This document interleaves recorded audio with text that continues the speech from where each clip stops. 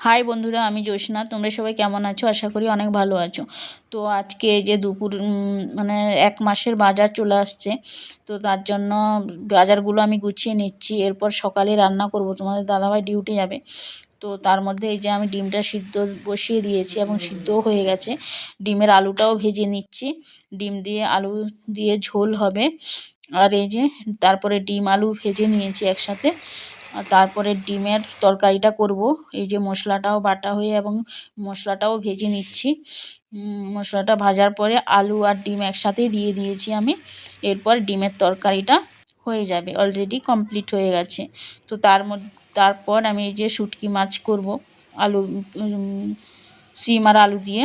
তো শুটকি মাছটা গরম জলে ভিজিয়ে নিয়েছি, শিম আলুও কেটে নিয়েছি। তারপরে এই যে শুটকি মাছটা তেলের মধ্যে দিয়ে দিয়েছি, ভালো করে একটুখানি নেড়ে নিচ্ছি। তারপরে এই যে সব কিছু দিয়ে এই যে কমপ্লিট হয়ে গেছে শুটকি মাছও। তো তারপরে তোমাদের দাদাভাইকে ভাত খেতে দিয়ে দিয়েছি। এই যে ভাতও খেয়ে নিচ্ছে, ও তাড়াতাড়ি ডিউটি যাবে। তারপরে ডিউটি থেকে এসে বিকালবেলায় বিকাল না একটু দুপুরবেলা বিকালবেলায় গেছে ওই আমাদের এখানে একটা অনেক বড় অনুষ্ঠান আছে। তো অনুকূল ঠাকুরের যারা শিষ্য আর কি, সেখানে একটা প্রোগ্রাম হবে আমাদের বাড়ির পাশেই। তো তার জন্য ও এই গেছিলো দেখতে যে কতদূর কী প্যান্ডেল হয়েছে। তো অনেক 50,000 লোকের আইটেম আছে ওখানে। তো তার জন্য ও গেছিলো এবং আমার জন্য ভিডিও করে নিয়ে আসছে। তো রবিবার দিন হবে আর কি, তো আমরাও যাব সেদিন, আমাদের বাড়িতেও নিমন্ত্রণ রয়েছে। তো যাই হোক, এই যে দেখছো কত বড় বাউন্ডার জুড়ে মানে প্যান্ডেলটা হয়েছে। তারপরে এসছে ওখান থেকে এই যে আবার খেয়ে নিচ্ছে ওটা। খাওয়ার পরে তারপরে বিকালবেলা একটুখানি বসেছে বাইরে।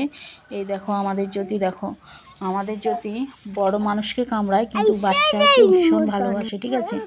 বাচ্চা যদি ওকে হাতও দেয় ও কিচ্ছু করে না, কিন্তু আমরা যদি ওকে হাতও দিই তাহলে আমাদেরকে কামড়াতে খুঁজে, ঠিক আছে? কিন্তু ও বাচ্চা ভীষণ ভালোবাসে, বাচ্চার সাথে প্রচুর ভালো খেলে আর কি, ঠিক আছে? এই দেখো বাচ্চা ধরছে তবুও কিছু করছে না। যাই হোক, তো আমাদের ঘরের একদম পাশেই আর কি, পাশে মানে আমাদের বাড়িতেই দেখো কত তুলসী গাছ হয়েছে।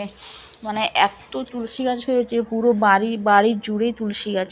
অনেকের বাড়িতে কিন্তু তুলসী গাছ হতে চায় না, কিন্তু আমাদের বাড়িতে ভীষণ তুলসী গাছ। দেখেছো বন্ধুরা, তুলসী গাছের জন্য শিব ঠাকুরটাকেও দেখা যাচ্ছে না। আবার অনেকের বাড়িতে দেখছি আমি শিব ঠাকুর ঘরের ভিতরে রাখি, কিন্তু আমরা শিব ঠাকুরকে বাইরে রাখি।